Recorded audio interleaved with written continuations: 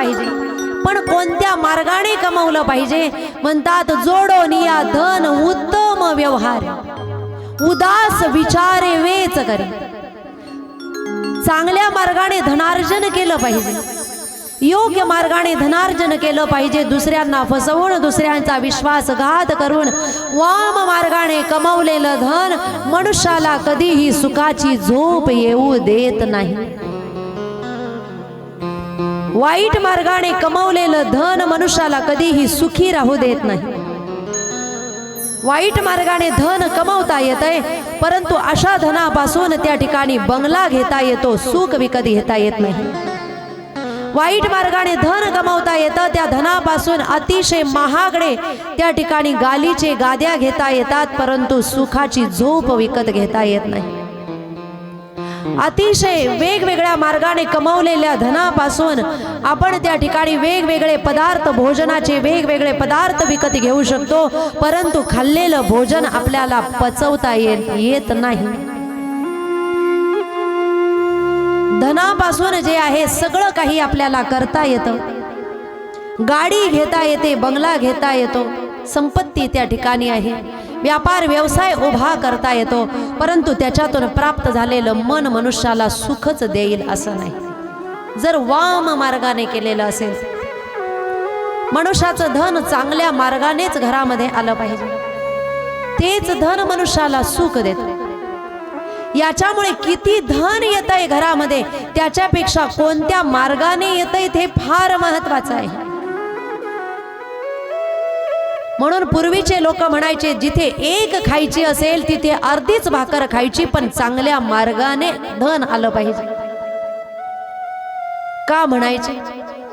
कारण नीती त्यांच्यामध्ये होती, त्यांच्यामध्ये विचार चांगले होते. कधी कधी फसवणूक करूनही धन त्या ठिकाणी घरामध्ये येत असते. कदाचित ते धन हा जन्म आपला आनंदातच काढू शकतं, परंतु त्या धनामुळे जी वाईट गती भविष्यामध्ये होईल, जी अधोगती मृत्यूपर्यंत होईल, त्या अधोगतीपासून व्यक्ती कधीही वाचत नाही. आता कदाचित ते धन आपल्याला आल्यानंतर आनंद वाटत असेल की एवढं धन माझ्याकडे आहे, त्या धनामुळे मी शेती घेतली, त्या धनामुळे मी बंगला बांधला, त्या धनामुळे मी गाडी घेतली. हा जन्म कदाचित जाईल, परंतु त्याच्या बदल्यामध्ये ज्या मार्गाने, चुकीच्या मार्गाने जर आलेलं असेल, तर वरती गेल्यानंतर त्याची फेड सुद्धा आपल्याला करावी लागते. मनुष्याला लागतच किती, मनुष्याला आवश्यक किती आहे? अन्न, वस्त्र, निवारा आणि एक मोबाईल. त्याच्या व्यतिरिक्त माणसाची जास्त आवश्यकता नाही. पूर्वी फक्त 3च गोष्टी आवश्यक होत्या, अन्न, वस्त्र आणि निवारा. पण अन्न, वस्त्र, निवाऱ्याबरोबर आता अजून एक गोष्ट ऍड झालेली आहे, ते म्हणजे एक वेळ अन्न जरी नाही मिळालं तरी चालेल, परंतु मोबाईल शिवाय व्यक्ती जगू शकत.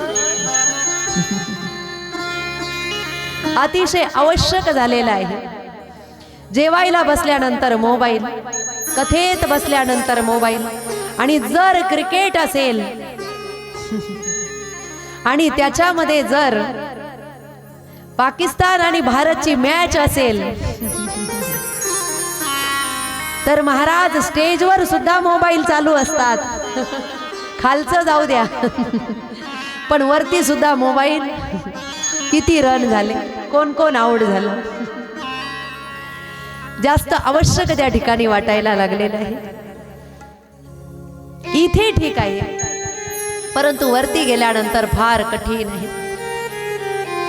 म्हणून धन चांगल्या मार्गानेच कमवलं पाहिजे. ब्राह्मण देवता त्या ठिकाणी धन कमवतायत वाईट मार्गाने, आणि त्याचा व्यय सुद्धा चांगला केला जात नाही. दान धर्मासाठी तर कधीही धन त्या ठिकाणी वापरलं जात नाही. धन जर कमावलं तर ते दानासाठीही वापरलं गेलं पाहिजे.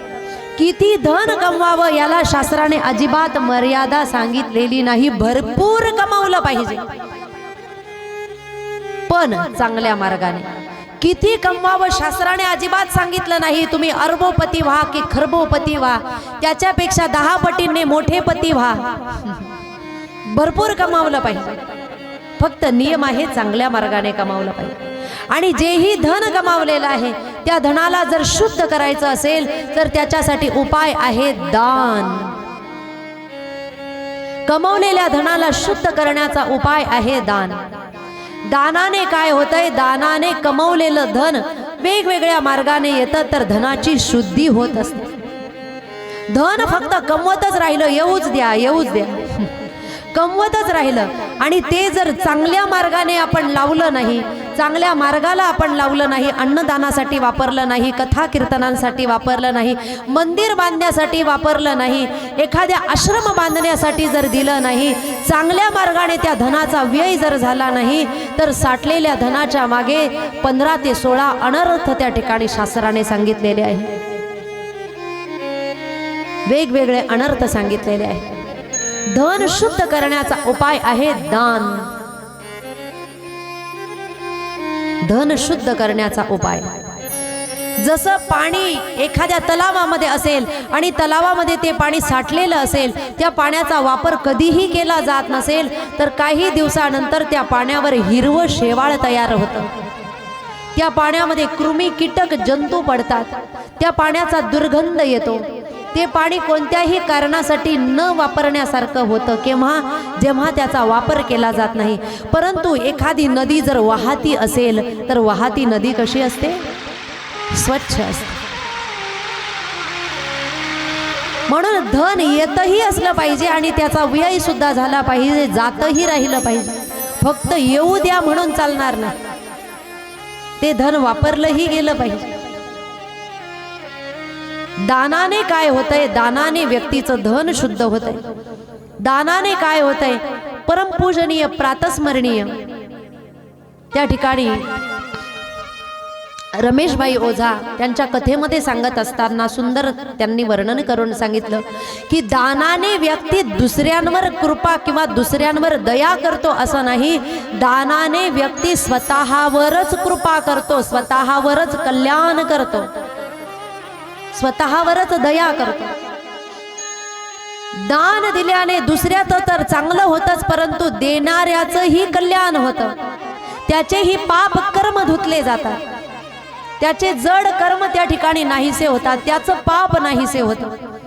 त्याच्यामुळे दानाने व्यक्ती स्वतःवर दया करतो, स्वतःवर कृपा करतो. त्याच्यामुळे व्यक्तीने दान धर्म केला पाहिजे.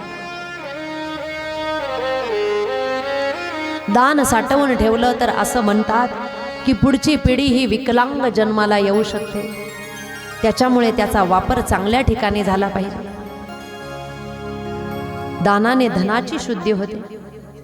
दानाने जी पुढची पिढी आहे ती सुसंस्कारित जन्माला येते. दानाने मनुष्य गेल्यानंतर जी गती आहे ती सुद्धा चांगली होते. एका ठिकाणी म्हटलेलं आहे, तन पवित्र सेवा किये, धन पवित्र करे दान, मन पवित्र हरि भजन सो होत त्रिविध कल्याण. काय केल्याने काय होतं म्हणतात, तन पवित्र सेवा किये. मनुष्याचं शरीर पवित्र होतं. कशाने?